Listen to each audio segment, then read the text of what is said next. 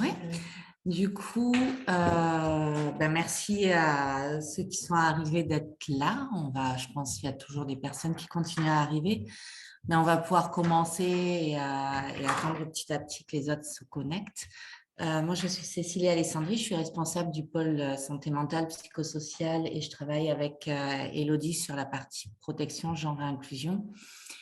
Et du coup, je suis ravie d'ouvrir ce webinaire qui porte sur le programme régional Genre et Santé au Sahel, et notamment dans le cadre d'un projet un programme appelé le Progress, qui est un multi-pays au niveau du Mali, de la Mauritanie et du Niger. Un de ses enjeux principaux, c'est l'intégration du genre dans les programmes santé pour améliorer notamment la santé sexuelle et reproductive. C'est Sophie Kossamel, qui est coordinatrice de ce programme, qui est basée à Dakar et qui va nous présenter les réflexions et les adaptations qui ont été apportées dans le cadre de ce programme depuis son démarrage. Elle vous expliquera un petit peu plus en détail ce qu'est ce programme.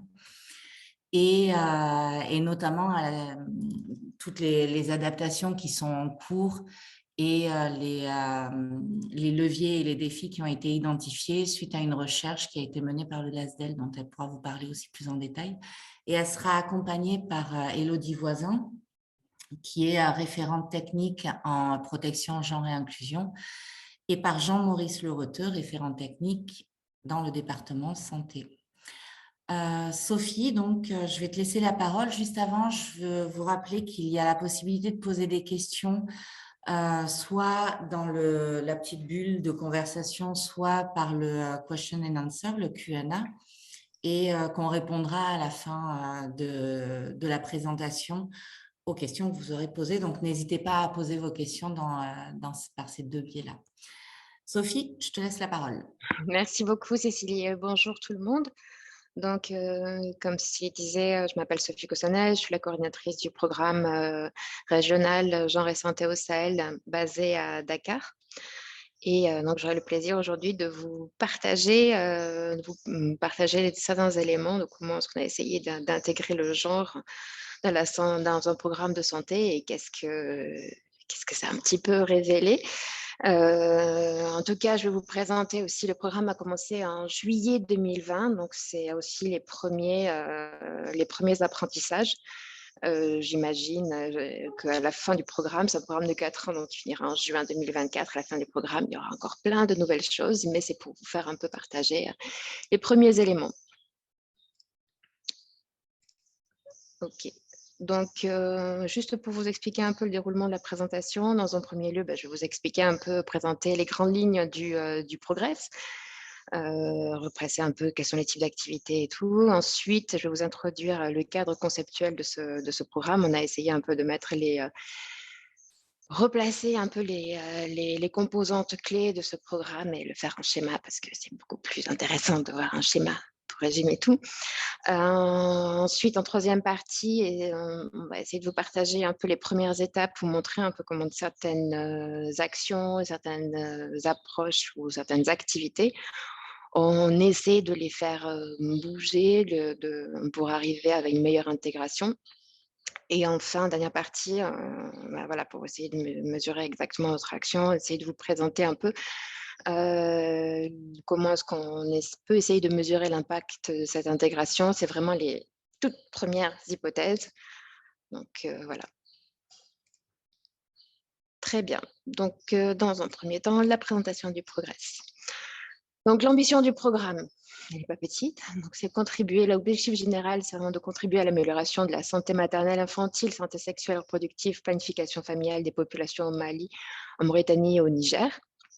Donc, en fait, on a essayé de pouvoir le travailler avec, quand on voit le sous-objectif spécifique 1, en améliorant l'offre de services de santé qui répondent aux normes de qualité, de travailler aussi sur la demande en ayant des pratiques positives en termes de santé sexuelle et reproductive, et tout ceci chapeauté par un élément un peu transformatif sur les représentations et pratiques en matière de genre et de santé au sein des communautés, des sociétés nationales, des systèmes évoluent. Donc, c'est un peu, voilà, on a un changement en termes de santé avec sous un parapluie, un chapeau de genre. En termes de réalisation, entendu, pour voir un peu les activités dont on parle, il y a les questions de renforcement des capacités techniques avec des sessions de formation et des accompagnements au travers de supervision formative et des supervisions techniques. On a des formations en PCME, des formations en SONUB, etc., mais aussi des formations. La particularité de ce programme, c'est aussi les formations sur la question des soins respectueux. On a aussi travaillé avec l'Institut de formation, on travaille aussi avec l'Institut de formation sanitaire de la Croix-Rouge malienne au Mali, avec donc la question des Happy Baby Brief, Happy Mother Survive, mais aussi la question des soins respectueux, et pour essayer d'accompagner aussi ce renforcement des capacités, outre ces sessions de formation, l'accompagnement de supervision formative.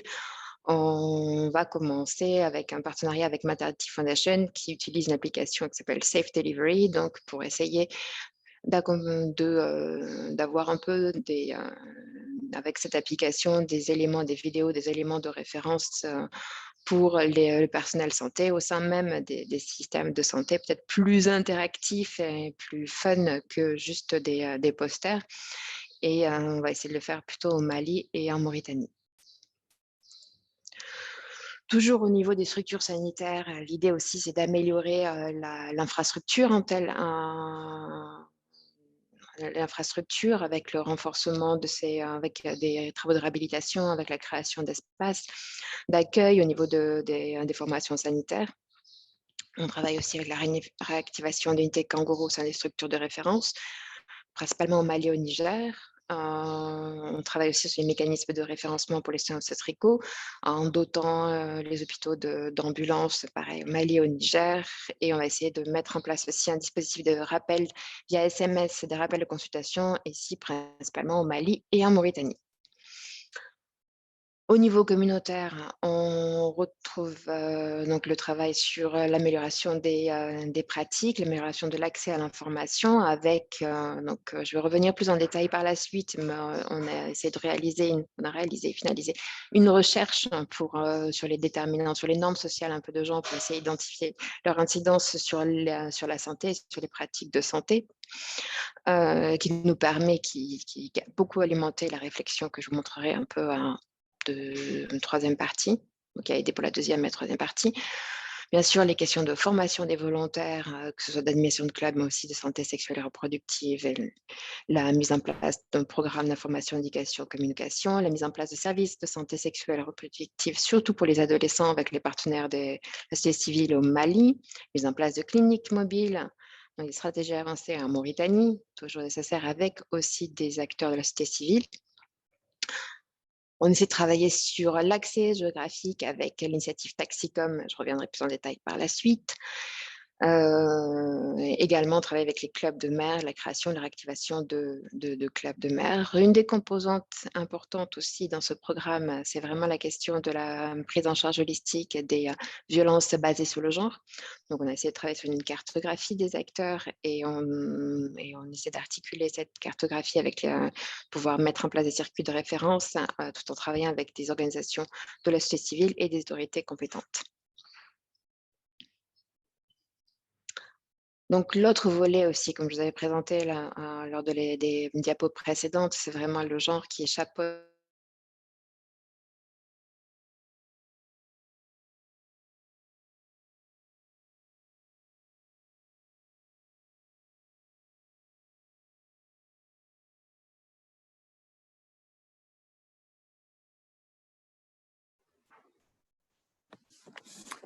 Alors, Sophie, on t'a perdu. Est-ce que toi, tu nous entends? Il y a peut-être un souci de connexion de ton côté.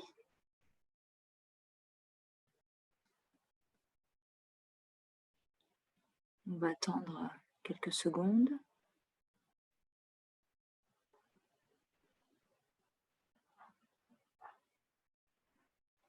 Là, tu as la présentation. Ouais. Mais elle va revenir sans vidéo, je pense. Voilà, elle a un petit problème avec son ordinateur. Bon, je l'appelle tout de suite.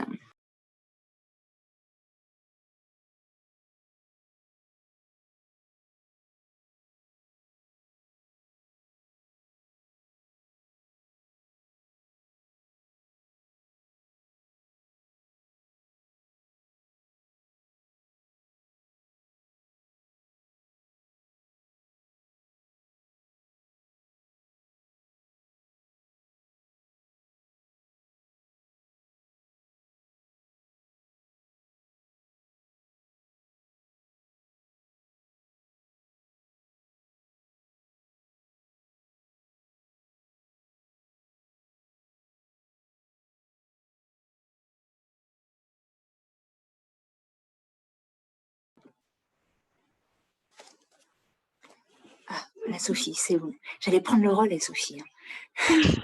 Désolée. C'est bon. Ok, bah, je te redonne le flow. Désolée. Welcome J'ai une back. interruption de mon ordinateur qui a décidé de se mettre en grève. Et alors, Momentanée. n'hésite pas à couper la vidéo si tu sens que c'est ça. Non, ça c'est mon ordinateur qui me fait des petites blagues de temps en temps. D'accord, bon, bah allez, à tout de suite. Désolée, je suis d'accord avec vous que c'est pas très très drôle comme blague, mais malheureusement, je gère pas l'humour de cet ordinateur. Ok. Par contre, je ne peux plus partager mon écran. Est-ce que ce serait possible de me redonner la possibilité? Ah, voilà. C'est bon, merci. Ah non. Est-ce que c'est possible de me redonner le partage d'écran? Là, c'est bon? Ok.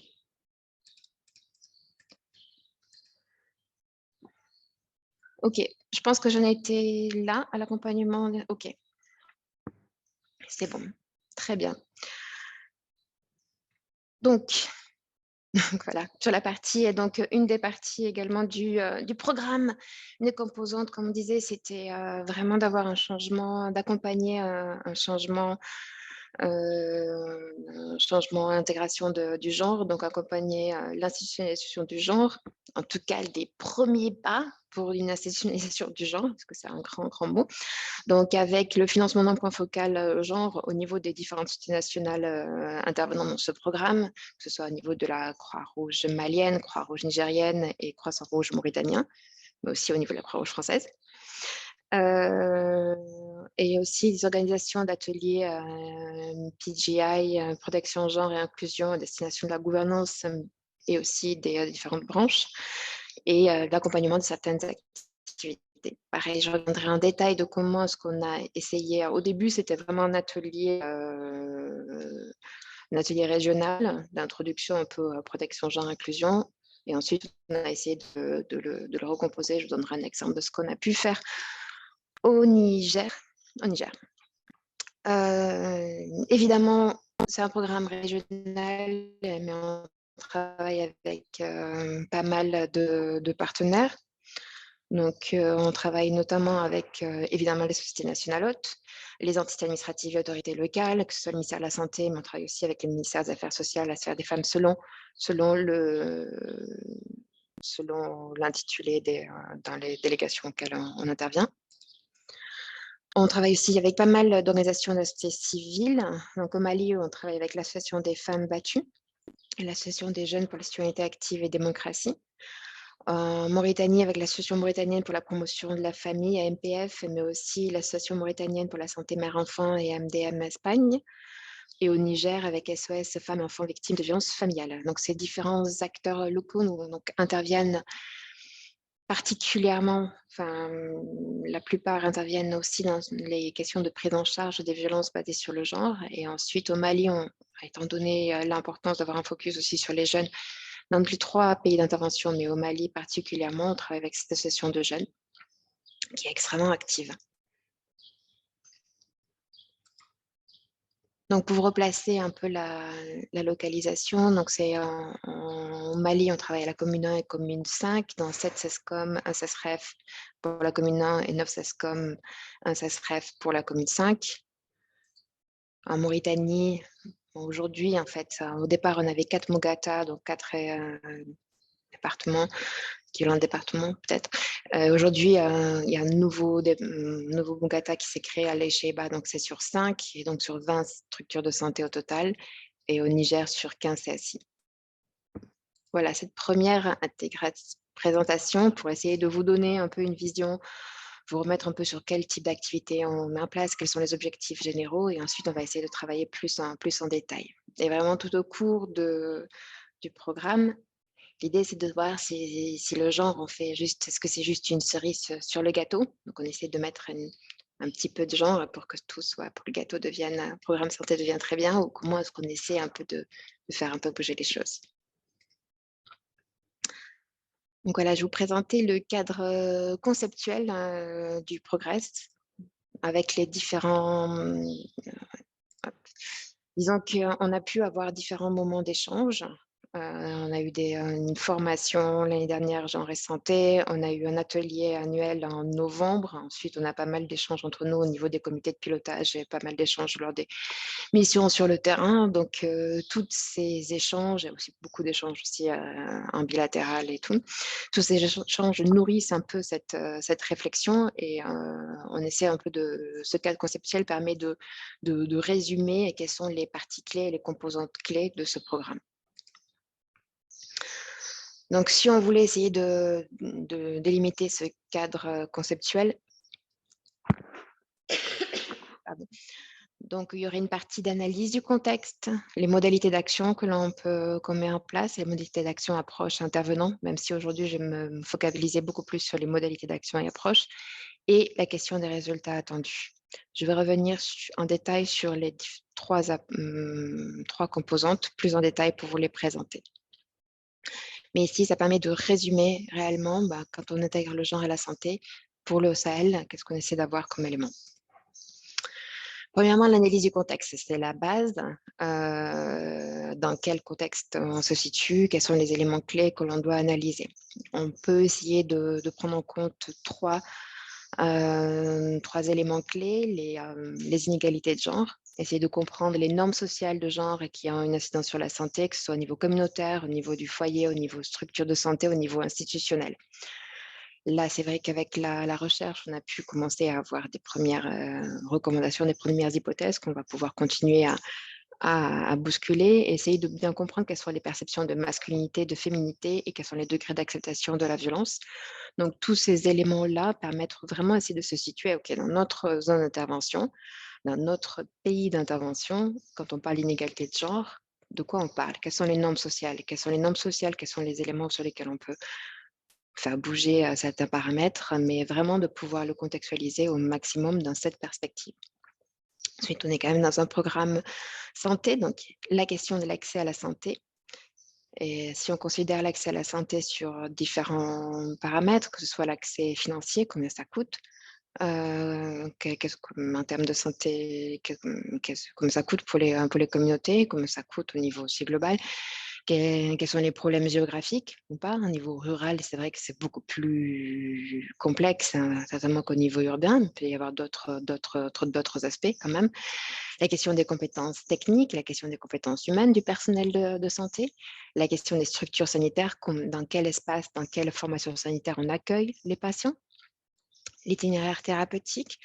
Une personne, quand elle veut, autour des questions de santé sexuelle et reproductive, quel est son itinéraire thérapeutique et quels sont ses interlocuteurs, que ce soit des personnels de santé, mais aussi d'autres personnels, d'autres praticiens, par exemple, ou autres. Donc, quel est cet itinéraire thérapeutique? La question de son respectueux, de quoi? Et enfin, une autre composante clé, c'est la considération aussi des violences basées sur le genre. Donc, quels sont les services, quelle est la cartographie des services? Bien sûr, c'est un écho aussi avec les deux premiers, sur les inégalités de genre aussi, quel est le degré d'acceptation de la violence, mais vraiment, quelles sont les disponibilités en termes de services, quelles sont les informations et accès disponibles, et quelle est l'acceptation des demandes d'aide. Et bien sûr, cette analyse de contexte, elle peut se faire au début. Elle doit se dessiner, les grandes lignes se faire au début, mais bien sûr, elle se fait tout au long du programme. Donc, ça alimente aussi, au fur et à mesure des activités, ça alimente aussi nos réflexions et comment est-ce qu'on arrive à adapter notre action. En termes de modalités d'action, je fais un très joli petit schéma. Donc, au cœur vraiment de toutes ces modalités d'action, c'est adresser l'inégalité de genre. On a toujours pensé les différentes modalités exprimées aussi, dans une perspective de comprendre quelles sont les inégalités de genre, où est-ce qu'on se situe dans chaque action. Donc, on va parler de assurer la qualité de l'information pour toutes les couches de la communauté. Et quand on parle d'assurer l'information, qualité de l'information, c'est au-delà des des messages, mais c'est vraiment quelles sont les informations dont les gens ont besoin pour pouvoir prendre une décision, quelles sont les informations sanitaires, quelles sont les informations en termes de prise en charge dans les centres de santé, quelles sont les informations autour des perceptions de la fertilité, de la contraception, etc. Donc, comment est-ce qu'on vraiment adapte nos informations? Donc, on a parlé aussi de prévenir les violences basées sur le genre et de proposer une réponse adaptée, de pouvoir savoir quand on veut faire une prise en charge holistique, quels sont les services qui sont disponibles et comment ces services communiquent et comment est-ce qu'on arrive à ne pas perdre aussi les personnes. Améliorer la qualité des soins nécessaires et prévenir les violences obstétricales, faciliter l'accès et disponibilité des services. Et donc, comme on a vu dans la plupart comme on a vu, ces différentes activités, elles se déclinent dans ces différentes composantes. Et une des éléments aussi qu'on voit qu'on a quand même un manque, c'est la question des plaidoyers pour des politiques publiques adéquates et documentées. Donc, c'est une modalité d'action qui n'est pas encore tout à fait explorée dans le Progress, mais on sait que c'est quelque chose d'extrêmement important pour nous parce qu'on voit les limites d'action. Il y a des éléments structurels que l'on doit adresser. Et donc, c'est vraiment un besoin aussi de pouvoir on a des éléments, on les touche, c'est tangible, mais vraiment, il nous manque cette compétence technique pour pouvoir la formaliser.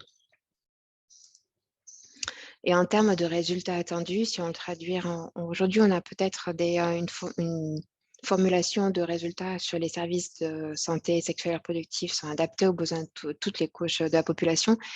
Mais l'idée, quand on intègre le genre, c'est qu'on change un peu le point de vue. Là, c'est vraiment les filles, les femmes, les filles, les garçons et les hommes peuvent décider de leur santé reproductive. Donc, on a vraiment plus ce point de vue on essaie de travailler pas uniquement du point de vue de la structure de santé, mais vraiment au niveau des communautés et de voir quels sont les différents obstacles pour aller jusqu'au centre de santé. Quand on arrive au centre de santé, comment est-ce qu'on est accueilli? Donc, ça nous permet vraiment de changer de point de vue et remettre les communautés au cœur de notre action. Donc, c'est vraiment ça qu'on essaie de faire. Donc là, je vais vous partager maintenant la troisième partie. La question de l'intégration du genre un peu pas à pas, ce qu'on essaie d'avancer depuis le début. Donc, dans le cadre du Progress, comme je vous ai évoqué, on a eu la chance, l'opportunité d'avoir un travail de recherche en première année. Donc, on a effectué ce travail en partenariat avec la Fondation Croix-Rouge française. C'est une équipe de recherche du LASDEL, donc du laboratoire sciences sociales et développement local basé au Niger. Donc, des personnes ce sont des chercheurs qui travaillent énormément dans la région, dans la sous-région, mais pas que. Donc, ils nous ont permis de travailler, de discuter sur les notions de genre et leur incidence au niveau de la santé, nous permet d'identifier certains éléments. Je vais vous partager un peu ici les recommandations principales. Donc, la compréhension des asymétries de pouvoir et de responsabilité entre hommes et femmes qui accroît le degré de pouvoir économique des hommes. Donc, c'est aussi tout un travail. Donc, quand on essaie de pouvoir travailler sur donc donner les informations, par exemple, auprès des femmes des différentes consultations qui sont là, mais dès qu'elles doivent aller au niveau du centre de santé, dès qu'on doit devoir payer ces consultations, la décision n'est pas forcément à leur niveau. Donc, comment est-ce qu'on travaille aussi avec les hommes, parce que c'est eux qui vont décider des modalités d'accès aux ressources, au recours aux soins. Donc, important de pouvoir essayer de comprendre ça. D'essayer de comprendre aussi les asymétries de pouvoir au niveau des fonctionnements des formations sanitaires entre la présence ou non des comités de gestion, de pouvoir documenter aussi, on a pu documenter certains cas de violences obstétricales, des violences physiques et verbales qui sont faites auprès des patients et des patientes. Donc, essayer de comprendre cette dimension de pouvoir entre soignants et soignés.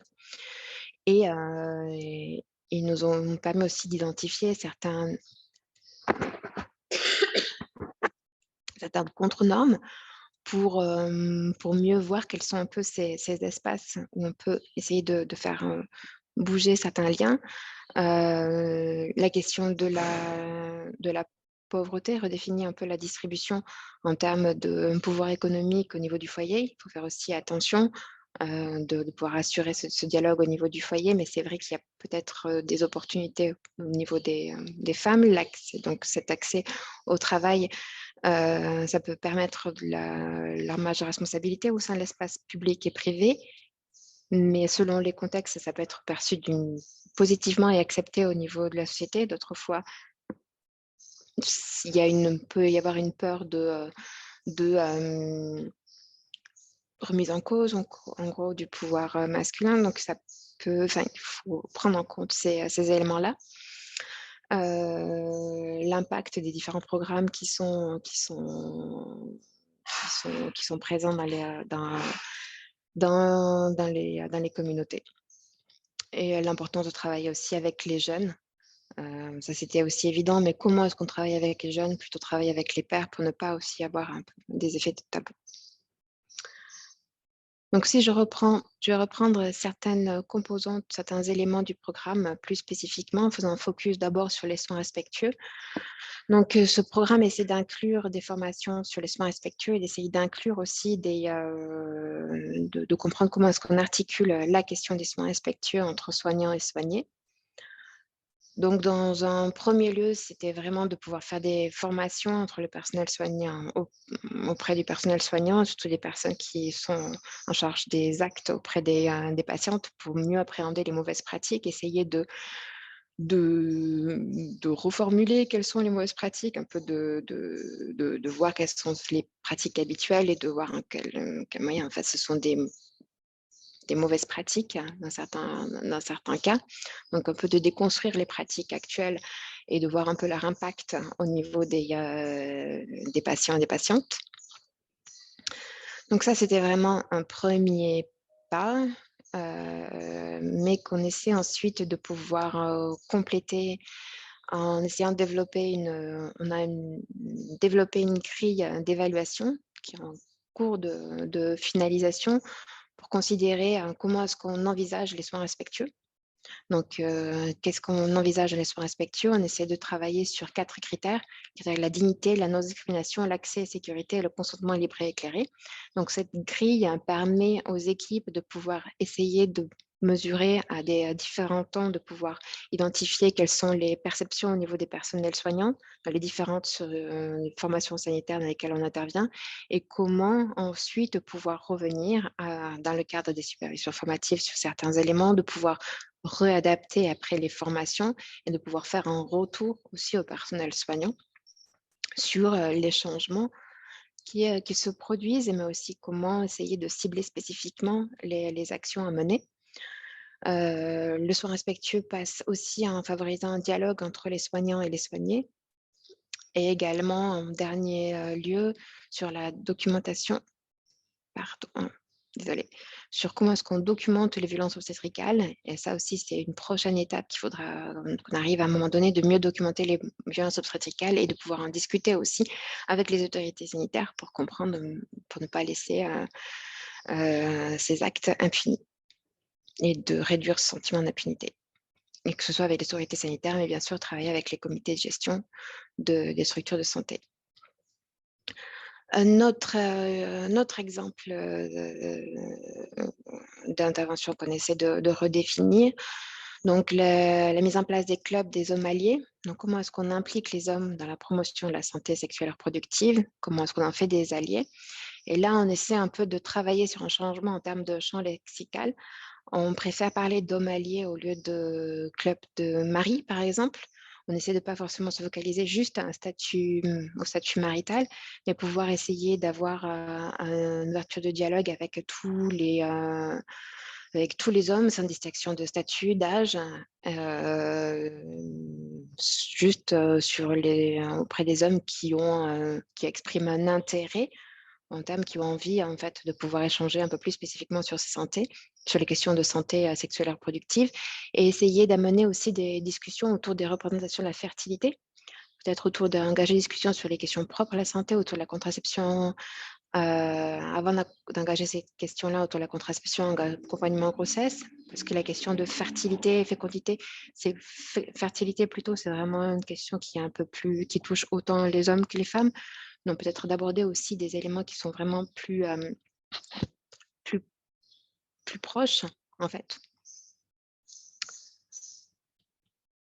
Un autre élément, c'est la question des écoles de pratique. Alors, donc c'est l'école des pratiques, c'est essayer vraiment de pouvoir, on essaie d'aller vers des écoles de pratique. Pourquoi est-ce qu'on parle d'école de pratique? Parce qu'au-delà des formations propres, on essaie un peu de pouvoir essayer d'aller au-delà des questions juste de formation en salle, mais de pouvoir consolider et de consolider les pratiques les pratiques, les compétences techniques qui sont réalisées au niveau des structures de soins dans lesquelles on intervient.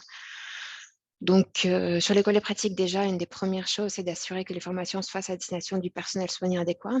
Donc, par exemple, dans notre cas, ce serait toucher les accoucheuses auxiliaires, les sages-femmes, et non pas juste les responsables de centre, qui est déjà un grand défi selon les zones d'intervention, de pouvoir toucher ces personnes-là. Donc, d'assurer que ce sont les personnes qui pratiquent, qui font les actes vraiment directement auprès des patientes qui sont qui sont dans la salle.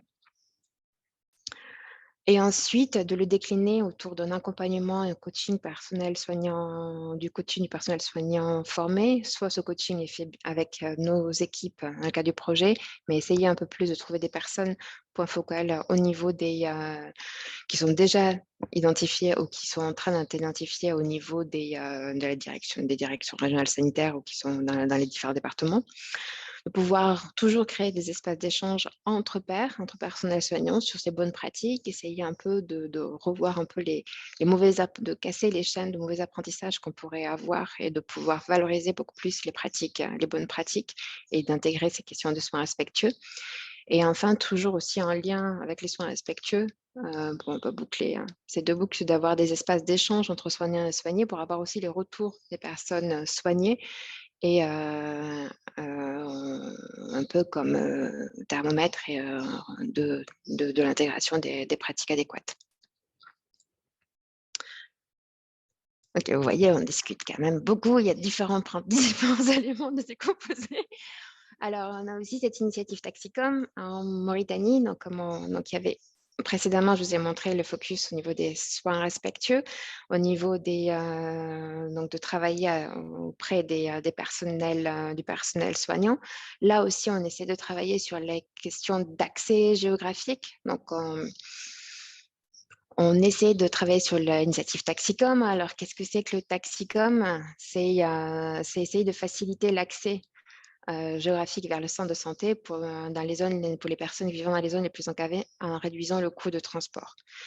Donc là, on va essayer de travailler en Mauritanie, mais qu'est-ce qu'on fait? En fait, on essaie de mettre en place un système de taxi communautaire avec un tarif social lorsque les déplacements concernent les consultations de santé. Il va falloir qu'on discute d'une péréquation de tarifs pour que ce soit soutenable, un tarif social pour aller au niveau des structures de santé et un tarif commercial pour que ce soit pérenne. Et l'idée, c'est d'avoir une gestion communautaire portée par les clubs de mères ou au moins un groupement féminin.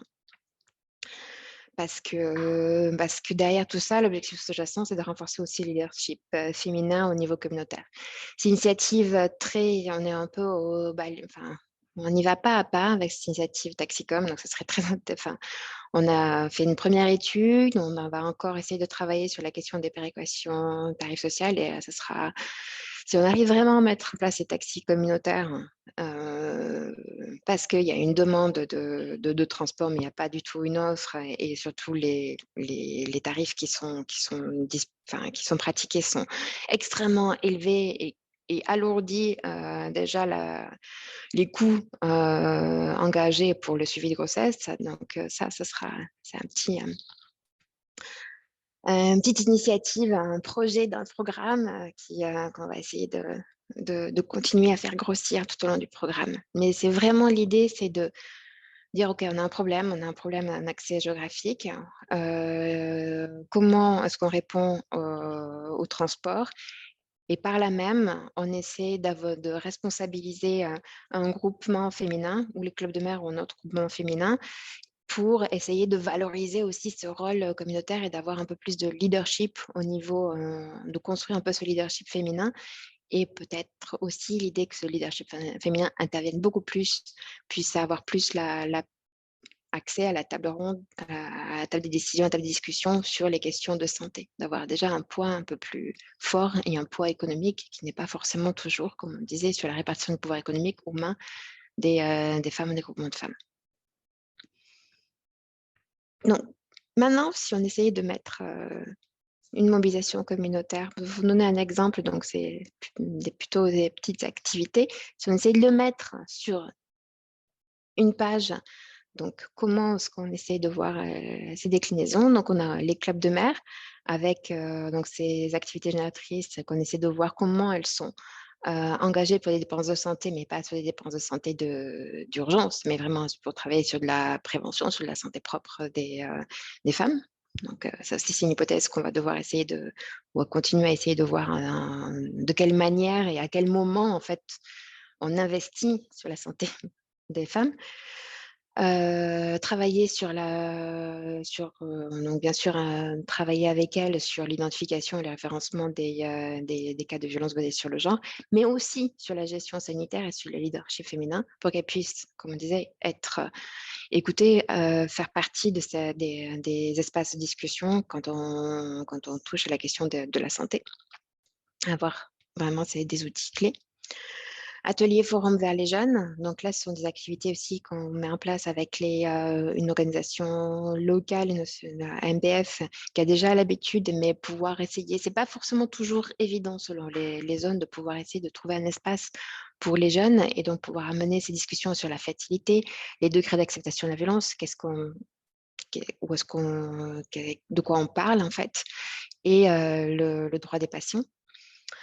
Ensuite, on a toujours des activités avec les volontaires comme les visites à domicile, les causeries, les comptes, mais on essaie d'avoir ces causeries et d'avoir ces visites à domicile basées sur l'engagement communautaire, donc pouvoir avoir des informations basées sur les barrières structurelles, sur les solutions pratiques à aborder. C'est-à-dire essayer de travailler de plus en plus avec les volontaires pour ne pas juste arriver, dire voici ce que vous devez faire, mais essayer de comprendre un peu voici les éléments clés, mais comment est-ce qu'on peut y arriver, quels sont les exemples que l'on peut donner donc l'initiative Taxicom comme présentée, le club des hommes comme je présenté.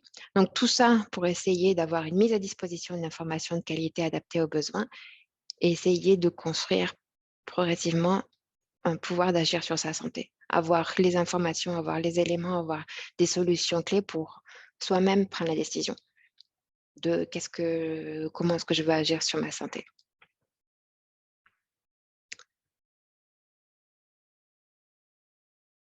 Et une partie aussi d'évolution par rapport à c'est aussi sur toute cette question de genre qu'on essaie d'imprégner dans toutes les activités que je viens de montrer. Donc, comment est-ce que ça change complètement le regard? Essayer aussi de le voir au niveau institutionnel, d'amorcer ce changement institutionnel pour intégrer le genre.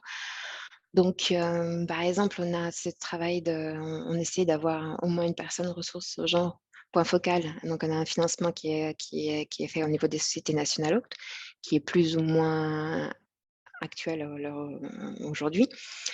Et essayer de pouvoir accompagner, travailler sur des ateliers pour discuter quelles sont les différentes, pour essayer d'identifier à quel niveau, en fait, on doit travailler cette institutionnalisation, que ce soit sur la revue des objectifs stratégiques, la revue programmatique, l'analyse des besoins. Comment est-ce qu'on fait? Comment est-ce qu'on dessine nos programmes? À quel moment, comment on fait l'analyse des besoins pour essayer de voir? C'est tout part aussi de là. Comment est-ce qu'on analyse nos besoins pour ensuite les faire transpirer dans nos programmes et qu'on puisse réellement identifier, adapter, avoir les besoins spécifiques de toutes les couches de la communauté. Et aussi les politiques RH, avec les questions bien sûr de prévention des abus sexuels, mais aussi quelle est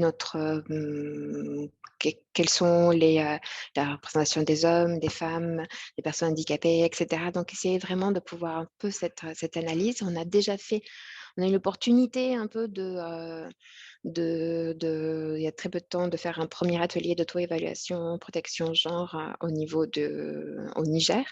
On a eu cette opportunité aussi parce qu'il y a aussi tout un travail de développement dans le département PGI au niveau de la Croix-Rouge nigérienne en collaboration aussi avec la Croix-Rouge suédoise et avec le CICR. Donc, c'est aussi des opportunités pour pouvoir accompagner sur du long terme ce changement institutionnel.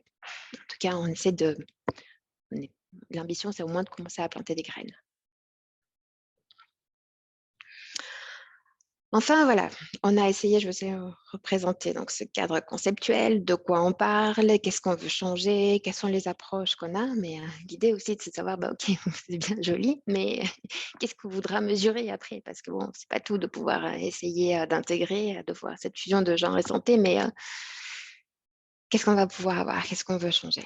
Donc ça, on vous présente ici les premières hypothèses, c'est tout frais, ça va certainement évoluer, mais essayez de concevoir quels sont un peu les changements qu'on a. Par exemple, c'est comment est-ce qu'on a le résultat, ce serait l'accès et la prise en un sous-résultat, en fait, ce serait l'accès et la prise en charge holistique des VBG et diminution du degré d'acceptation de la violence. Les conditions minimum sur lesquelles c'est vrai qu'on travaille, c'est les services de prise en charge holistique de violences basées sur le genre existent et sont coordonnées. Les stratégies d'accès à l'information basées sur l'engagement communautaire sont présentes et l'opérationnalisation du mécanisme de retour d'information de réclamation pour essayer de mesurer, essayer de voir s'il y a des plaintes qui remontent, qui existent. Parce que l'augmentation des plaintes, ça veut dire aussi qu'on commence aussi à les capturer. Ça serait vraiment les conditions minimum. Et sur un terme d'indicateur d'impact, ce serait la question de l'augmentation de l'aptitude à demander de l'aide. Donc, les services sont là, les informations sont là et les personnes se sentent à l'aise pour pouvoir commencer à demander de l'aide. Il y a un peu de construire un peu tous les tableaux, tout ça. Augmentation de l'accès à l'information des services disponibles et la diminution du degré d'acceptation de la violence et l'augmentation du nombre de plaintes. Donc évidemment, en premier lieu, s'il y a plus de plaintes, ça veut dire qu'on peut essayer de voir qu'on capture ce qui est en train de se passer. Donc ensuite, en termes de prise en charge au niveau des structures de santé, c'est une prise en charge de qualité bienveillante dans les structures de santé. En soi, les conditions minimum, ça serait l'infrastructure adéquate, on travaille sur les compétences techniques et humaines du personnel soignant, des systèmes d'information sanitaire performants pour essayer de vraiment comprendre, pouvoir vraiment analyser ce qui est en train de se passer, et on contrôle la fréquentation avec le suivi des taux CPN1, CPN4, CPON, etc. Donc, ça serait un peu des conditions minimum, et en termes d'impact, d'indicateurs d'impact proposés, ce serait que les soins respectueux soient inscrits dans les pratiques. Et pouvoir le mesurer, on a vu avec les différentes grilles, on peut essayer de mesurer par ce biais, et que le leadership féminin est exprimé dans les comités de gestion des centres de santé. Et enfin, au niveau communautaire, ça serait l'accès à l'information et la capacité d'agir des communautés. Comme on disait, on arrive à c'est pas que voir les communautés qui reçoivent de l'information, mais voir les communautés comme acteurs et actrices de leur santé. Donc, en termes de conditions minimum, c'est vraiment que l'information soit disponible. C'est la base quand même d'avoir cette information disponible et qu'elle soit adaptée aux besoins des populations. Et de répondre aux barrières structurelles. Voilà, si les gens sont prêts à pouvoir aller au centre de santé, mais que les personnels soignants c'est à 3 heures de route ou plus, je ne sais pas, mais si c'est important de pouvoir répondre aussi aux barrières structurelles. Et ensuite, en termes d'indicateurs d'impact, ce serait vraiment cette augmentation de capacité d'agir des filles et des femmes sur leur santé sexuelle. Et en termes de proxy, on essaie de considérer l'opportunité d'avoir un espace de discussion autour de la fertilité au niveau du ménage, que ce soit les questions de contraception, mais de projet de conception du bébé, cette capacité de décision au niveau de sa santé, que ce soit sur les dépenses, sur le mouvement. Je peux aller au centre de santé sans attendre que mon mari revienne pour me donner l'autorisation. Je peux avoir la contraception sans avoir aussi mon mari, le personnel soignant qui me demande d'avoir l'autorisation. De comprendre aussi les perceptions de fertilité en termes de normes sociales, de travailler sur la confiance. J'ai confiance au niveau du personnel soignant, donc je n'ai pas peur d'aller là-bas et j'ai confiance. Et évidemment, c'est et de considérer ces éléments-là pour toutes les couches de la communauté, les hommes, les femmes, les jeunes et les femmes, quel que soit aussi leur statut marital ou non, que ce soit les femmes divorcées, les femmes veuves, les femmes mariées et les femmes célibataires. Voilà, merci beaucoup. Merci beaucoup. On arrive au terme de cette première présentation. Je vais laisser la parole aussi au référent technique pour compléter. Et voilà, juste pour remettre un peu en essai progressivement que la cerise ne soit pas que juste sur le gâteau, mais essayer de mettre beaucoup plus de cerises dans le gâteau en lui-même. Je vous remercie. Merci beaucoup, Sophie. Quelle présentation. C'était plus qu'un plaisir.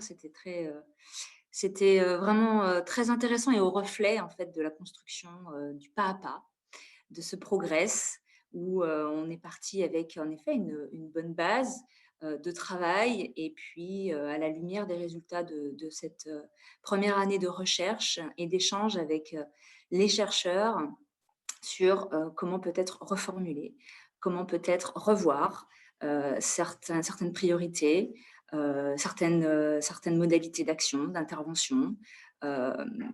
C'est vrai que là, on a parlé pas mal de l'école des pratiques. Hein. Ça, c'est un grand enjeu pour justement essayer d'être un petit peu moins dans ces formations top-down, d'essayer d'être davantage dans des formations auprès des personnes qui travaillent l'accouchement.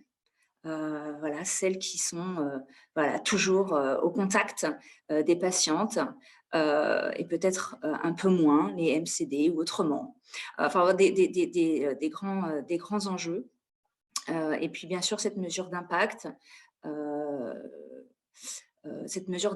qui est basée sur notre théorie de changement, puisqu'une théorie de changement a été élaborée pour ce programme, révisé déjà, et puis qui sera révisé chaque année. Donc ça, c'est très important aussi. Ça doit être dynamique, pas figé. On fait parler les terrains, on fait parler les équipes, les partenaires, les personnes, pour pouvoir toujours avoir ce souci de réactivité. Donc ça, c'est très important. Peut-être avant de donner la parole à Jean-Maurice, si jamais il a lui aussi sa perspective, parce que voilà, hein, on fait partie de l'équipe, c'est clair, on est dedans et tout ça, et puis on perçoit aussi des choses en étant un tout petit peu plus parfois à l'extérieur. Hein. Donc voilà, s'il a sa perspective aussi à partager avec nous, je voudrais juste rappeler à l'ensemble que nous sommes, qu'il y a la possibilité de poser des questions dans le chat, le Q&A. Donc, n'hésitez surtout pas à poser vos questions, comme ça nous pourrons voilà, échanger avec vous, répondre en direct. Je vous remercie. Alors, Jean-Maurice, je te passe le micro.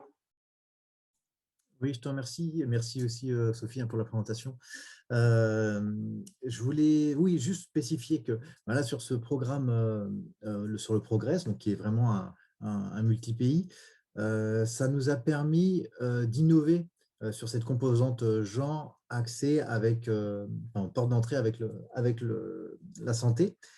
Et ça fait un petit peu boule de neige en ce moment sur pas mal de projets où on s'inspire énormément de ce projet-là pour pouvoir capitaliser un maximum de données, d'indicateurs. Là, c'est aussi le travail d'Élodie sur tout ça, de formaliser des indicateurs genre et santé pour pouvoir mesurer et intégrer ça au fil de nos différents projets, que ce soit plutôt axé sur les soins de santé primaires, mais aussi dans la formation paramédicale. On le décline vraiment sur différents axes et ça, c'est vraiment très important. Et au travers de ce projet-là, il y a des outils qui sont mis en place. Il y a également d'autres innovations un petit peu technologiques qui vont, Sophie en a parlé tout à l'heure, mais c'est des choses qui vont être bénéfiques pour les activités futures de la Croix-Rouge, des projets internationaux. Et donc, même quand on parle de supervision, là, on dit c'est notre cœur de métier, on fait la supervision, l'accompagnement au quotidien. Et là, on intègre vraiment ces dimensions-là de prise en charge. Peut-être qu'il y avait déjà de la qualité dans les soins, c'est sûr, quand on intervient, mais là, on est sur une autre dimension avec la partie soins respectueux. On a vraiment mis l'accent dessus sur cette première année. C'est très important. Donc là, on va aussi capitaliser sur le module de formation qui est mis pour pouvoir se projeter et essayer de faire bouger les choses dans différents pays pour pouvoir intégrer ce module-là dans la formation initiale des soignants, volets sociaux ou sanitaires. Donc là, ça peut être assez ambitieux par rapport à ce qu'on a actuellement, mais c'est notre volonté de développer ça. Et donc, je trouve ça assez intéressant et il y a vraiment une bonne dynamique avec les différents chefs de projet. Là, j'ai vu dans le film, là, il y a Dieudonné qui est là, mais autrement, les 3 chefs de projet qui sont sur le terrain, qui sont vraiment moteurs et vraiment très actifs dans le déroulé du projet. Après, il y a Sophie, bien sûr, hein, qui pilote de Dakar. Et puis, nous, on est électron libre, là, les 2 référents techniques. Enfin, il y a Cécilie aussi, hein, bien sûr, mais on est là pour accompagner vraiment. Et là, c'est un bon petit maillage. Voilà. On va peut-être laisser un petit peu des places aux questions si jamais il y en a, j'espère. Bon, je redonne la main.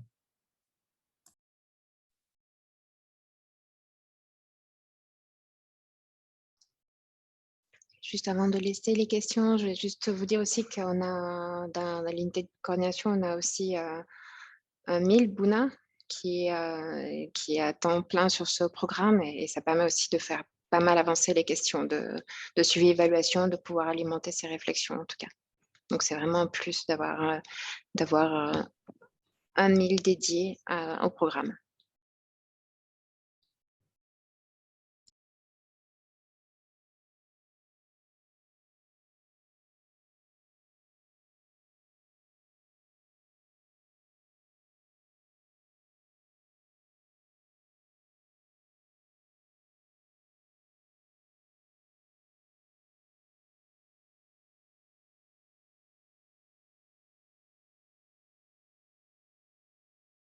Ok, il y a une question. Je laisse la parole à Chefou. Chefou, je vous ai donné la parole. Je vous ai demandé. Ok.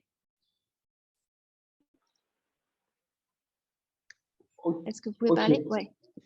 Ouais. Bonjour Sophie, merci beaucoup pour votre présentation. Merci à Cécilie, merci à Elodie, à Jean-Maurice. Moi, c'est juste une petite question par rapport au référencement et au niveau communautaire du système. Bon, au niveau du poste de santé, de la communauté vers le poste de santé et du poste de santé vers les districts sanitaires ou voilà, vers les districts sanitaires. Parce que, notamment dans beaucoup de pays, dans les cas aux Comores aujourd'hui, on n'a pas un système de référencement sanitaire qui prend en compte le référencement du poste de santé vers le district. Le référencement qui existe dans le système sanitaire comorien, c'est gratuit, mais c'est limite du district vers le niveau tertiaire. Donc, ça ne prend pas en compte du poste de santé vers le niveau des districts sanitaires.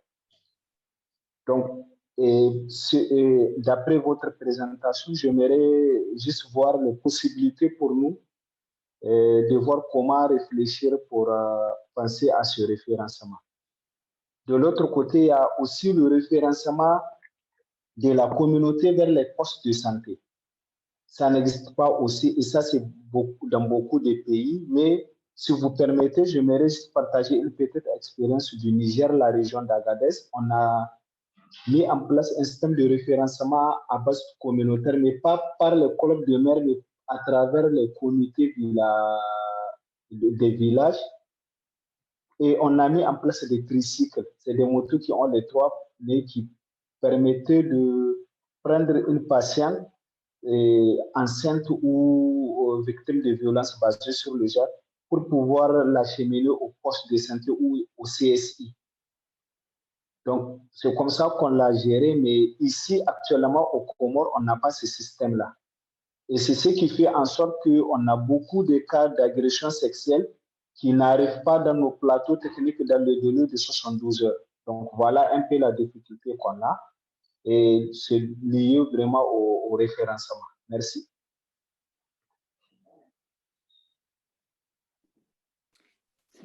Du coup, Élodie, tu veux répondre? Ou Sophie? Est-ce que vous m'entendez? J'espère. Merci, Chefou. Oui. Alors, est-ce que Dieudonné, tu as levé la main pour répondre à cette question ou c'est pour une autre question?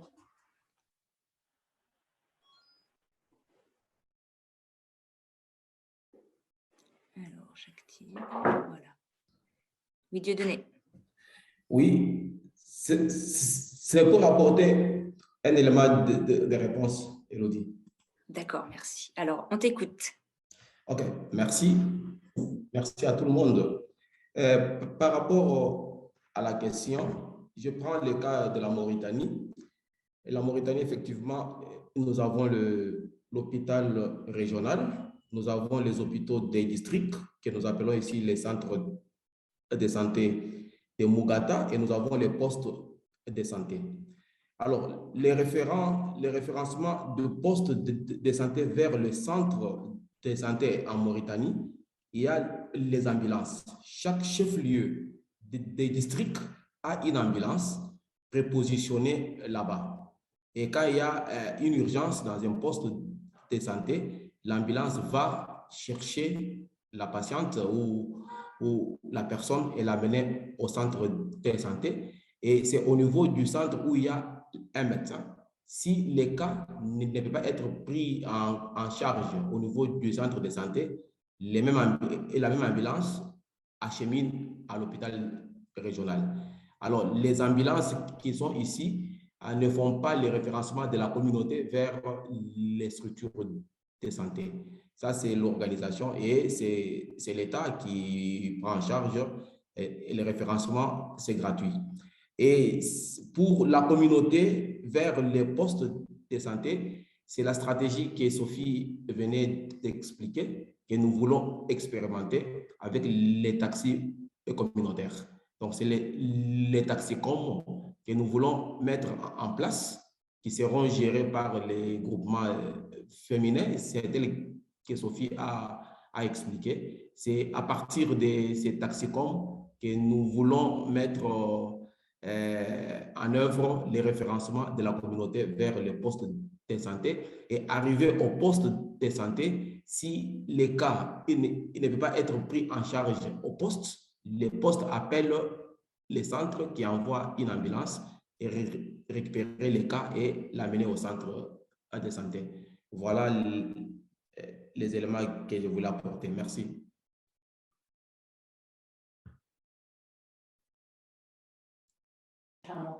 Oui, Jean-Maurice? Oui, c'était pour compléter aussi ce que j'ai Dieudonné a apporté des éléments, parce qu'on s'est beaucoup questionné initialement sur l'écriture du projet, sur ce système de référencement. Là, une chose qui est assez importante, donc là, on a vu, on est sur 3 pays là, sur ce projet. Il y a le Mali, donc là, on intervient sur une zone urbaine où il y avait déjà eu des projets où il y avait des dosations de médicaments, pas de médicaments, mais d'ambulances. Et là, on a renforcé un petit peu ce dispositif-là. Et là, ça fonctionne très bien parce que c'est déjà ancré. Donc là, il suffisait simplement de mettre à disposition une ambulance et après, il y a un système qui se met automatiquement en place sur les gestions de l'essence, des chauffeurs et ainsi de suite. L'histoire des tricycles, ça, on l'avait aussi en réflexion au début, mais on a dit non, parce qu'on s'était dit que, comme là, on est sur de l'urgence obstétricale, s'il arrive quoi que ce soit à la femme enceinte, là, c'est problématique, aussi bien pour le chauffeur de tricycle que, même si on lui fait une petite formation, que même pour nous. Voilà. Et donc là, on avait un petit peu mis ça de côté. Mais c'est vraiment une bonne initiative sur certains et ça fonctionne. Là, au Niger, ça fonctionne vraiment très bien. Voilà. Donc là, c'était vraiment les petits points, je voulais les mettre en avant. Mais là, on va essayer de capitaliser là-dessus, là, sur le Taxicom pour voir un petit peu ce que ça va donner.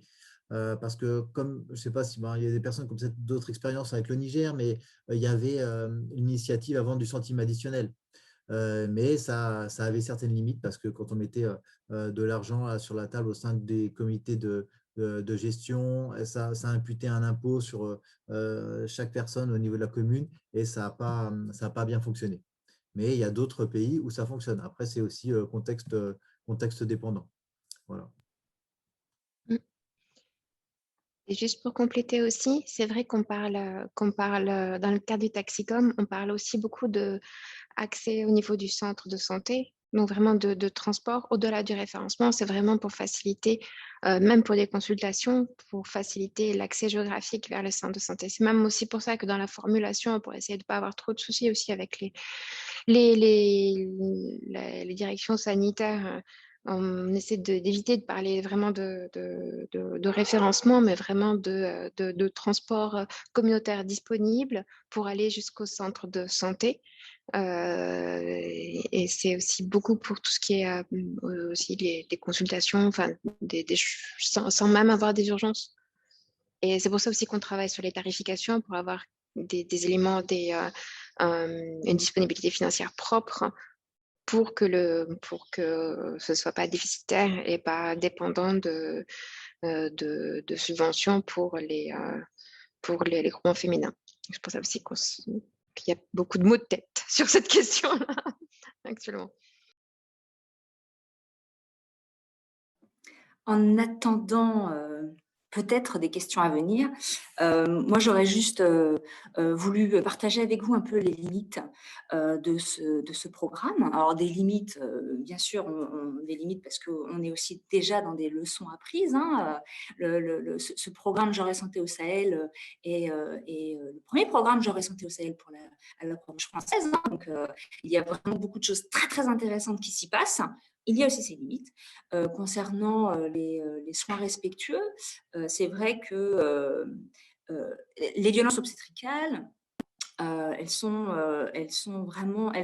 jailli vraiment hein, des résultats de la recherche. On était obligé, hein, très clairement, de travailler ce problème-là si on voulait voir un obstacle à l'accès au service se réduire. D'accord ? Donc, c'était vraiment très, très important. C'est pour ça qu'on a commencé vraiment à réfléchir sur comment faire en termes de grille, d'accompagnement, de supervision formative spécifiquement sur ces questions-là. Peut-être revoir encore un petit peu plus nos modalités de formation in situ. Mais les grandes limites, c'est en effet d'un point de vue institutionnel. Parce que là, très clairement, dans le cadre de ce programme, on ne travaille pas sur les curriculums de formation initiale. On va être un petit peu plus sur la formation continue, mais on va travailler avec les institutions de formation, les universités. Ça, c'est une limite importante hein, à soulever. C'est pareil, ça va dégager un agenda petit à petit de comment on discute de ces questions-là avec les autorités sanitaires. Est-ce qu'il existe une loi sur les violences obstétricales? Qu'est-ce que prévoit la loi? Comment elle définit les violences obstétricales? Et comment, du coup, on travaille cela avec les soignants et les soignantes. Donc ça, c'est quelque chose qu'on va pouvoir réellement adresser dans le cadre de ce programme-là. C'est majeur. Ensuite, la deuxième limite qu'on essaie d'adresser, hein, surtout pour ces 2 prochaines années, c'est notre approche de mobilisation communautaire. C'est comment notre stratégie de mobilisation communautaire, notre dialogue avec différents groupes de population prennent bien en compte les normes sociales de genre liées à la sexualité, à la fertilité, à l'accouchement et à la santé. Donc ça, c'est vraiment de prendre en compte toutes les inégalités de genre qui ont une influence sur la santé. C'est de reprendre l'itinéraire thérapeutique, ça veut dire qui décide de quoi, sur qui. Ah, la connexion mauvaise, vous ne m'entendez plus. Ça va. Donc, c'est de reprendre qui décide de cette personne de la famille peut aller au service de santé pour un emploi ou d'accéder à la planification familiale ou à un sujet.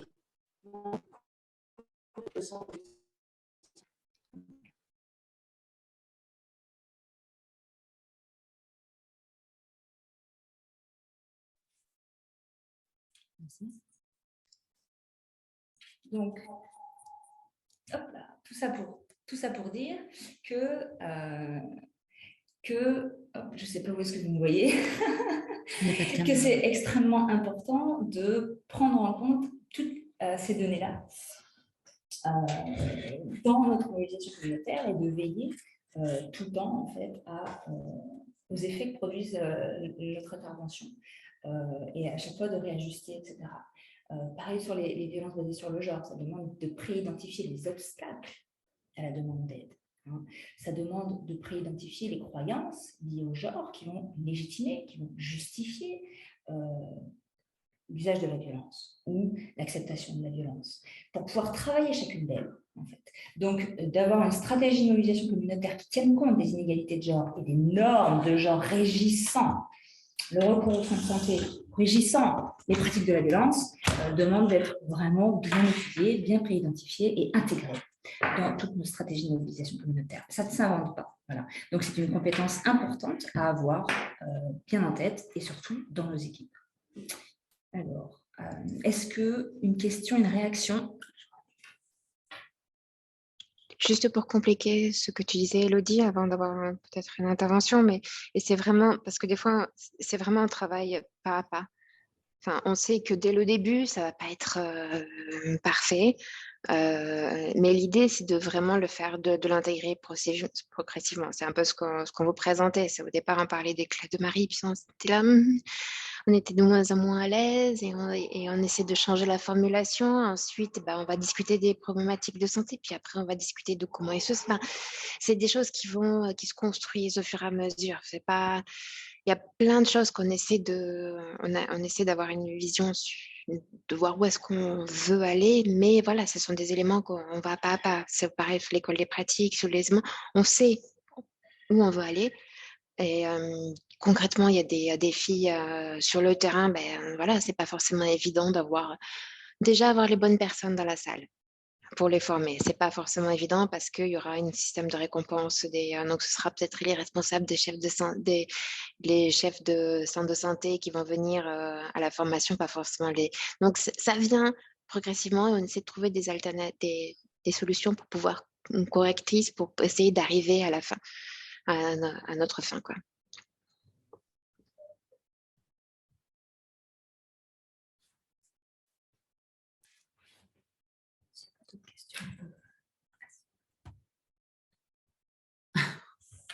On regardait la question, mais en fait, c'est juste un pouce levé d'un Souman. N'hésitez pas à lever la main si vous voulez poser une question et si vous êtes plus à l'aise pour la poser à l'oral. Il y a une question, comment sont mesurés les résultats? Donc, justement, en fait, c'est une très bonne question. À l'heure actuelle, sur la dernière partie, à l'heure actuelle, on a des indicateurs qui mesurent principalement, on va dire, les conditions minimum, un peu les premiers, mais sur les indicateurs d'impact qu'on essaie de mesurer, on va l'intégrer dans l'évaluation externe à mi-parcours. Donc, on va aussi essayer de voir sur les méthodologies, enfin, essayer de voir comment on peut avoir des retours. Et ensuite, sur les outils aussi, donc on a cette grille de soins respectueux qui est presque finalisée. Elle a déjà été testée. On a juste une petite finalisée. Donc, on va commencer à administrer à différents temps.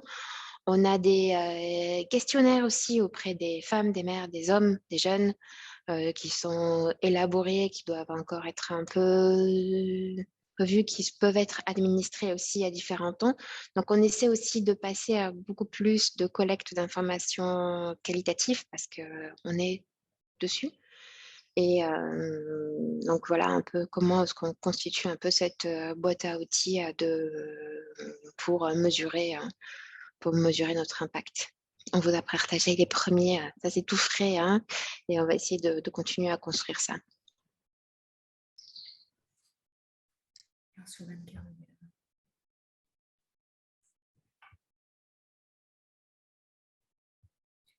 Ouais.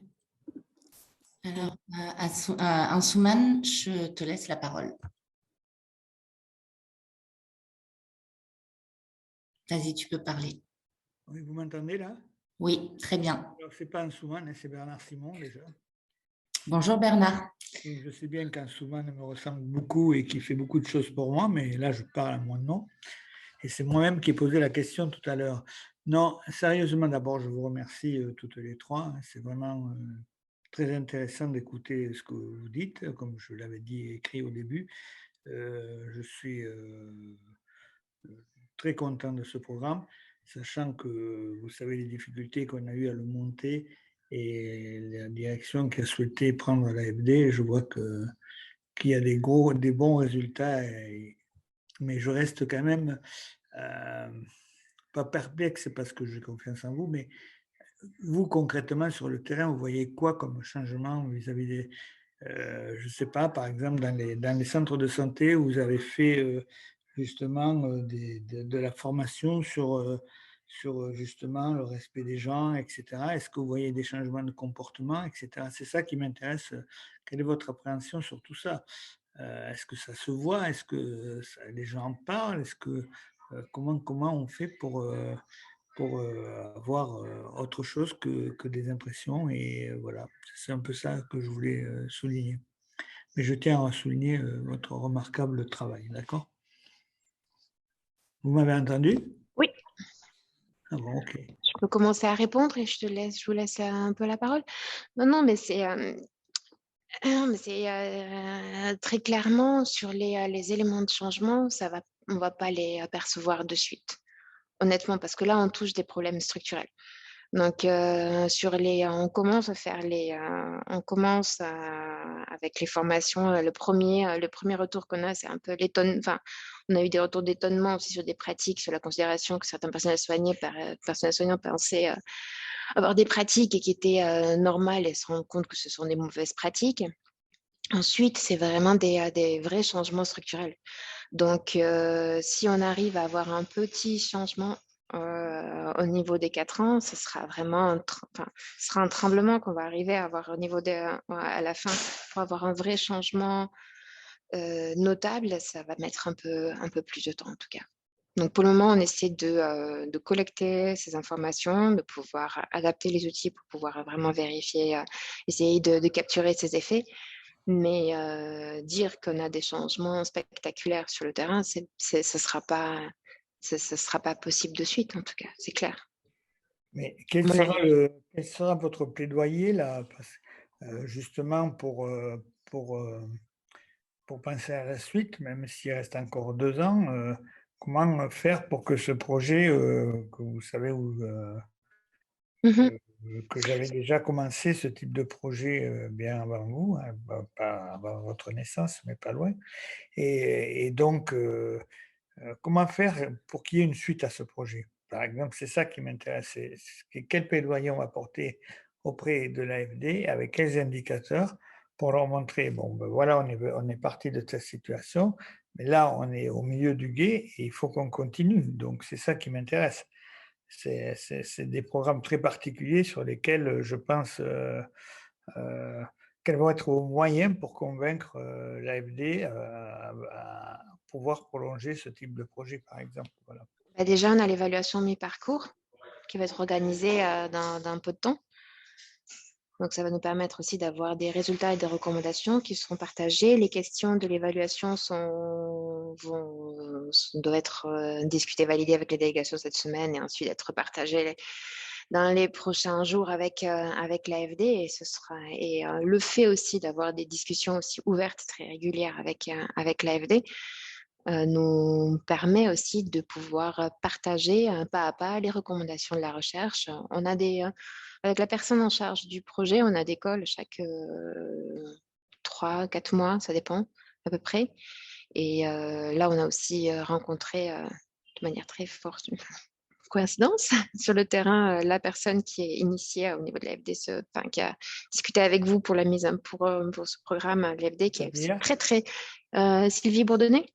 D'accord, Sylvie. Qui est très, très intéressée des premiers échanges qu'on lui a partagés.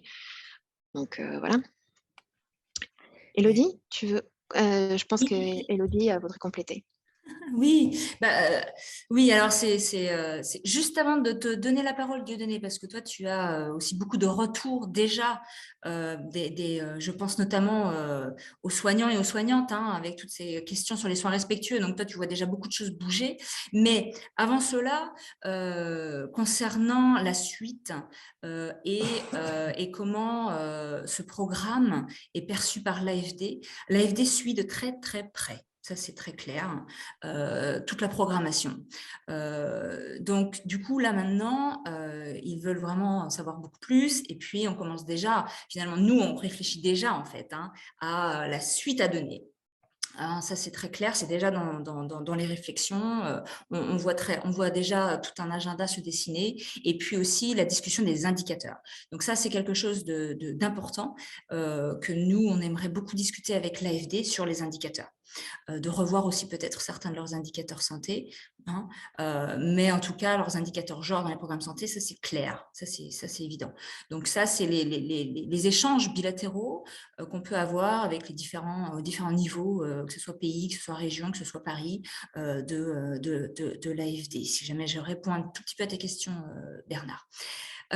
Dieudonné, est-ce que tu réagis par rapport voilà, à ce que déjà toi tu observes en termes de changement? Merci. Je pense que pour compléter vos réponses, c'est tel que Sophie a dit, les changements, on ne doit pas l'avoir immédiatement. Mais il y a quand même des signaux sur terrain, entre autres avec la formation en soins respectueux. Déjà, les prestataires eux-mêmes disent qu'ils ne savaient pas qu'un patient ou une patiente avait les droits. Donc, déjà, il y a un clic qui est donné au niveau des prestataires qui sont en train de fournir un effort pour ne fût-ce que commencer à respecter tant soit peu le droit des patientes. Ça, c'est la première chose. Et la deuxième chose, quand on a commencé les projets, il y a un indicateur, c'est peine des femmes qui sont accompagnées par les hommes. Depuis les débuts, on n'avait que 0,000, mais aujourd'hui, il y a des structures où nous commençons à voir les femmes qui sont accompagnées par leur mari. Parce que dans les messages de sensibilisation, dans les causeries éducatives, on fait voir aux hommes quelle est l'importance d'accompagner son épouse à la CPN. Alors, ça fait que l'impact, il n'est pas trop grand, mais on commence à sentir un petit engagement de la part des communautés par rapport à l'intégration des hommes dans la prise en charge des épouses quand elles sont enceintes et quand elles vont dans les structures. Et en plus, il y a un problème au niveau des structures parce que ici, les genres, effectivement, ça existe, mais on ne les voyait pas en pratique. Bref, nous avons des petits éléments qui nous montrent que l'impact est déjà amorcé, mais effectivement, il faut un temps pour que ça soit visible.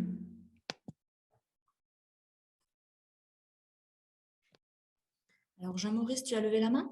Ok, merci. Oui, ce serait pour compléter toujours sur cet échange-là, sur la question de Bernard. En fait, nous, ce qu'on a essayé d'amener petit à petit, c'est d'apporter une sensibilisation sur cette notion de genre initiale, parce que c'est une notion un petit peu abstraite et vraiment très, très loin dans certains pays. Donc là, il va falloir qu'on ait l'adhésion, bien sûr, pour pouvoir avancer dessus. Donc là, sur toutes nos formations, nos acteurs de terrain, on est sur le niveau central, on travaille au niveau de la société civile, on part au niveau de la société nationale Croix-Rouge, Croissant-Rouge, et ensuite on va accompagner vers ce changement-là. Mais ça, comme tout changement, ça prend du temps. Et donc là, on touche vraiment sur une notion de culture soignante, enfin, au-delà. Nous, notre ancrage, il est sur le centre de santé, mais il doit être ouvert à beaucoup plus que ça. Donc là, c'est une notion culturelle avec énormément de freins. Et aussi, c'est l'ouverture de la place de la femme au sein de de la communauté. Voilà. Et donc là, il y a pas mal de challenges par rapport à ça. Et c'est vrai que dans tout changement, ça prend du temps. C'est ce qu'a dit Dieudonné concrètement sur le terrain. On fait les formations, mais il faut vraiment être derrière pour que ça puisse prendre.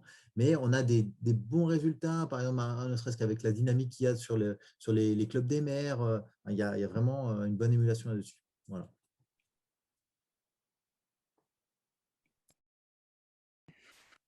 Bon, je pose ces questions pour vous challenger un peu, hein, parce que bon, vous savez que moi, l'AFD me parle sans arrêt de genre, que chaque fois que je fais un projet, je suis obligé de faire appel à Elodie, etc. Donc, franchement, donc c'est plus pour vous challenger, pour que nous, on puisse se préparer et puis voir ce qui pourrait amener des améliorations à ce type de problématique. Bon, je ne sais pas, moi je ne suis pas du tout, spécialiste de cette thématique, mais bon, j'apprends beaucoup avec vous. Je me demandais, est-ce que par exemple, il y a un cahier des plaintes? Est-ce qu'il y aura un jour un site internet qui permettra, dans ce type d'appui, au niveau des directions régionales, qu'on puisse porter des plaintes sur des mauvaises pratiques, des choses comme ça? Est-ce que c'est des choses qu'on pourra envisager plus tard ou pas?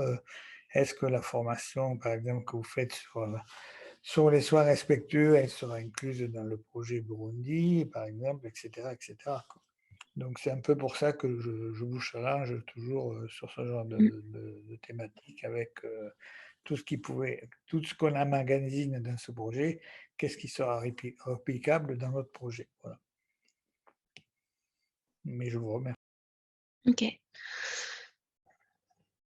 Merci beaucoup. Mais en fait, aussi ce qu'on disait, ce qui sera intéressant de mettre aussi dans les autres programmes, c'est un élément sur lequel on va essayer aussi de discuter avec l'AFD, c'est qu'on touche des choses qui sont structurelles et on ne travaille pas assez au niveau des politiques publiques. Il faut qu'on fasse du plaidoyer et il faut qu'on ait les compétences pour pouvoir formuler des stratégies de plaidoyer, des notes de plaidoyer, pour pouvoir tous les éléments qu'on peut toucher du doigt au niveau du terrain, de pouvoir les formuler, d'aller au ministère. Parce que même ces questions de plainte, par exemple, au niveau d'un district sanitaire, ça ne peut pas se faire juste dans un district. Il faut que ce soit touché au niveau central. Il faut qu'on discute avec le ministère de la fonction publique pour voir quelles sont les conséquences. Il faut qu'on discute. Donc, c'est vraiment aussi, là, aujourd'hui, on travaille. L'ancrage, il était certes au niveau du centre de santé, mais en fait, on essaie aussi de le bouger aussi pour qu'il soit vraiment au niveau des communautés. Il faut d'avoir la question des communautés, que ce soit aussi avec les communautés, leur accès au niveau des centres de santé, de pouvoir travailler sur ça. Et juste pour rebondir aussi sur la question que tu as posée, Mamadou, et non, on ne travaille pas sur le cursus initial des formations, par exemple des sages-femmes et autres, sur l'intégrer, la question des soins respectueux dans les cursus initiaux. On essaie de l'intégrer au niveau progressivement au niveau de l'Institut de formation, au niveau de la Croix-Rouge, et ça serait Croix-Rouge malienne, et ça serait un travail aussi au niveau central, mais clairement, ce sont des éléments qu'il faudrait, si on veut aller jusqu'au bout, il faut travailler sur les formations initiales, il faut aussi l'intégrer aussi dans ces formations initiales.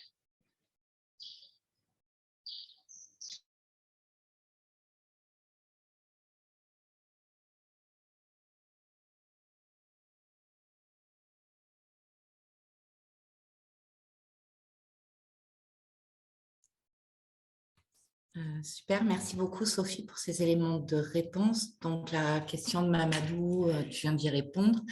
Du coup, s'il n'y a pas d'autres questions, on va pouvoir clore ce webinaire.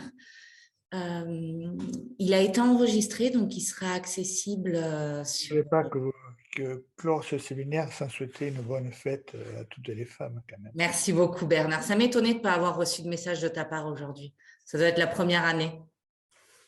J'arrive juste d'Afrique du Sud, là. Tu as changé de prénom là-bas, en fait.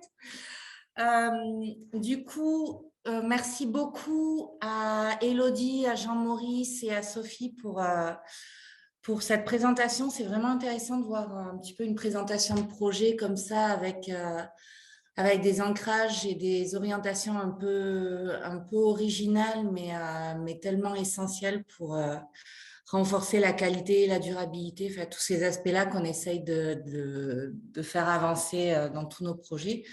Et c'est intéressant de voir une approche dans 3 pays qui fonctionne aussi, malgré les différents contextes d'intervention. C'était vraiment très clair. Merci beaucoup pour cette présentation. Merci beaucoup pour vos réponses. Et du coup, je vous souhaite une très belle soirée, une très bonne fête à nous toutes. Et à bientôt pour un autre webinaire. Au revoir.